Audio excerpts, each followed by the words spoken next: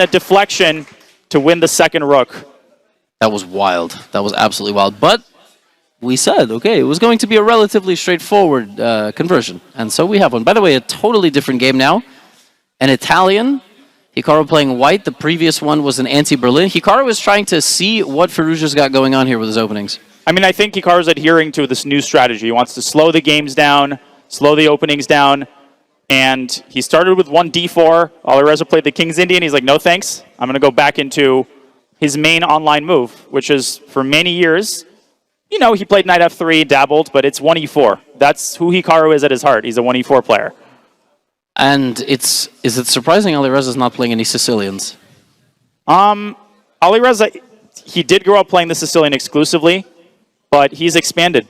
And I think e5 he chose as a response to Hikaru specifically. I see. Bishop c2. We're in for a long maneuvering game where Hikaru has not spent more than 5 seconds on a move. a4, a5. I mean, we're going to get some copycat action on the queen side. Knight f1, knight g3. At some point, black will play d5. And you never know when, and I always mistime it. What is that? c4. What is that move? That's a new move. You almost never see the pawn move past c3 in these lines because it does encourage e takes d4, but I wouldn't do that unless I could follow up with d5. That's always the question of when can you take on d4 and then follow up with another central strike. Otherwise, you kind of get like a Philidor-esque position, and white is just better. Not this way, though, because knight d7 and the knights go to e5, c5. Well, there is a Philidor Street in Paris. Oh. And you do get this structure in the King's Indian sometimes. Obviously, this bishop is fianchettoed.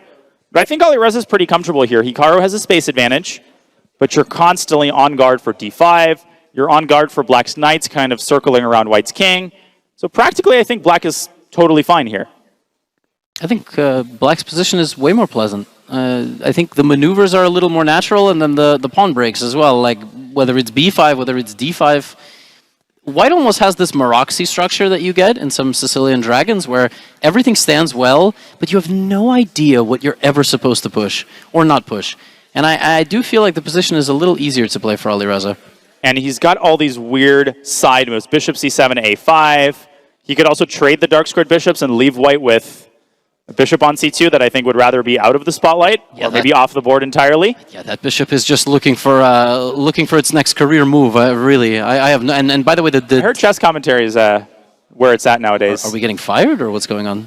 Honestly, probably after. There's always space for a light squared bishop. It's never too late to say something crazy. We are live, so you know.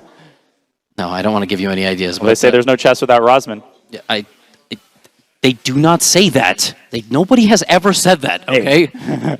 Over in Charlotte, where I'm in, that's all the rage. Rook e3. Self-pinning yourself with queen f6. And this is what we talked about. Black is just assembling his pieces one by one on the king side.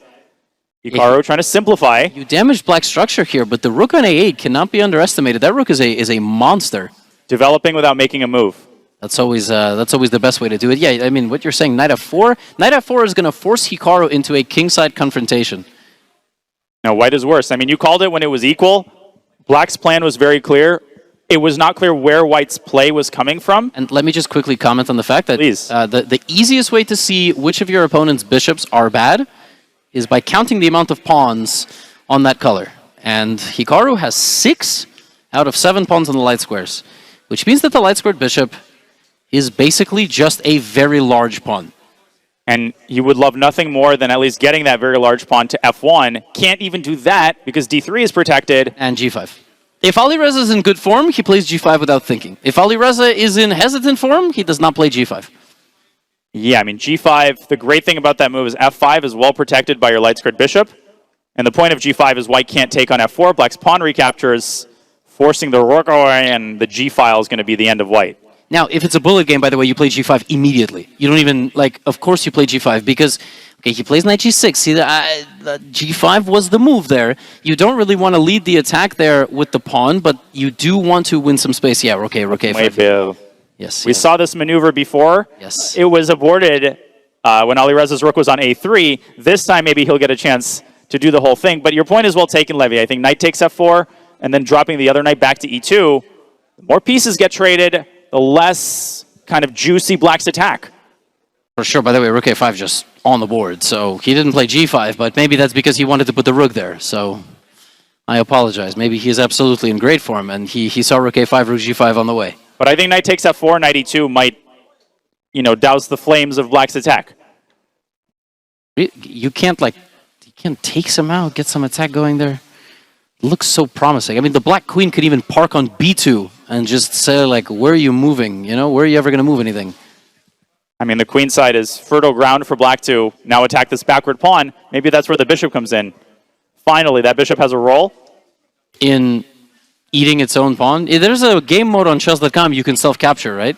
I mean, I do that in regular chess as well. What does that even mean? Under all my pieces. Oh, yeah, no, but you can capture your own pieces, which is a very fascinating rule, actually. But h5. Sometimes you wish you could do that. Yeah, exactly. That's what I'm saying, But h5 apparently the wrong approach. I mean, there is no... the computer is saying it's equal because they're going to repeat moves after rook f3, queen g5, rook g3, queen f6, which they are not going to do. I mean, to follow up rook g3 with rook f3 voluntarily, that's going to take nerves of steel. And the problem with rook g3, Levy, is that now if you try, and I'm going to show this for newer players, mechanism, got to look at the whole board. Whole board awareness, knight takes c2, the queen is overloaded, white drops the rook in the corner. So even when the queen side's not important, the queen side's important.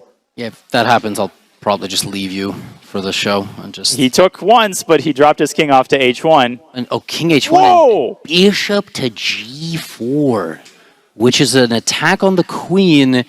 And if the queen moves... Whoa. I don't know. My bigger question is, hg, is that if the queen moves, then there's c5. And the rook on a1 doesn't have any protection, so the point of bishop g4 is that you force white to take the bishop and open up their own king. Let me show this. Bishop g4, h takes g4, you just take back. Let's say that white plays primitively, rook takes g4. Swing it. And the rook on a5 is just the... People might be tempted by queen takes d4. That's not the move. You're going for mate. Yeah, that's it. And you're going for the queen. As a second best option, you just take the queen on d1. And he's played it! Wow! He played bishop g4! He misses g5. He allows the knight trade, and he finds an absolutely impossible move. Oh my god. That is not... He's out of this world. Bishop g4 is a crazy, crazy move. And by the way, can we just show that queen d2 isn't just c5? It's knight e2. And the bishop defends the knight, and the knight attacks the knight and the rook, and the knight usually doesn't attack the knight, because if knight takes, there's queen takes rook. Let me get this straight. The bishop that's hanging defends the knight that's hanging, yeah. But you can't take either piece. Because the rook is hanging. Because the rook is hanging and white's knight is also hanging. That makes sense. Yeah. Hikaru took on g4. Yeah, I think he's just gonna... And if he moves his king preemptively, then queen takes d4 and then is a lost endgame. And the bishop suffers forever. I like how it hasn't moved. It's like the only piece that's like, I'm chilling on c2, don't touch me. It's the college student in the group project that's like, what? Oh, we had something to do? Oh, that's crazy, wow. Got a problem set? Yeah. Hey, yeah. I don't know. Parties to attend. Yeah, we winning this game or what, boys? Like, what's going on? Yeah, the bishop on c2 is like a paid actor. I mean, there's nothing at all impressive going on with the bishop, and you almost wish you can just play e5. Just sack the pawn so at least it can see the board. This is what got Alireza so many fans to begin. Just look at rook on a5.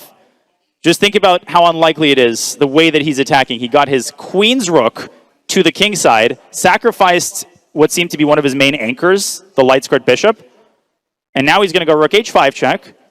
And where's the crusher? Do you just take on d4? You can even take here. You have like 6 different winning ideas here. He does take on d4. Okay, he doesn't... Now can he sit Oh my gosh. Levy, rook takes d6 is a deflection. If the queen moves back to f6, white has rook takes d6. Hikaru's like, pause. Then you have to play rook h5. Alireza definitely rushed there.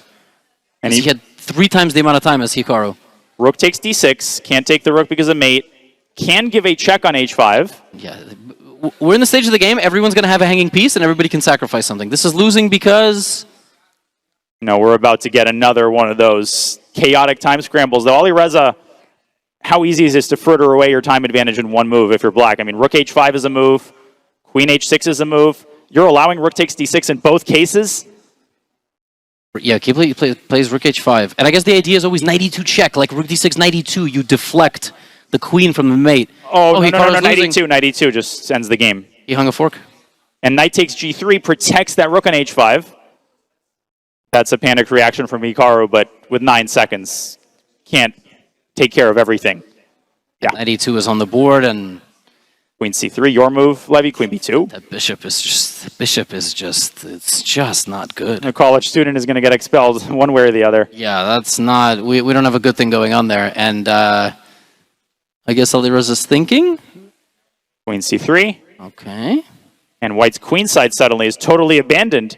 These pawns are going to start falling one by one. I don't think Hikaru is losing on time. Yeah, he has played that move. Bunch of pawns have been captured. We're going to have our usual pieces flying off the board. Queen c5, trade the queens. He had a much harder conversion with an extra exchange in the last game, but he's going for mate. Oh, he's going for mate. Now the bishop is alive, but it's a little too late. I would have traded queens, but Alireza trusts in his checkmating ability. Man, for my heart's sake, just take the queen. Yeah, maybe it's just better. Okay, this is good enough. Rook d8 is very fancy, Rook was untouchable. as Alireza is, and now you play kg5. Yeah, duh. That's just like I thought. Carve out those dark squares. Get your king involved. Yes, rook b6. Whoa, whoa. Closes down the b file by giving up the pawn. Now both guys have 5 seconds. And bishop e4, Hikaru trying to go after the b pawn. He's like 6 moves too late. But problem. yes, rook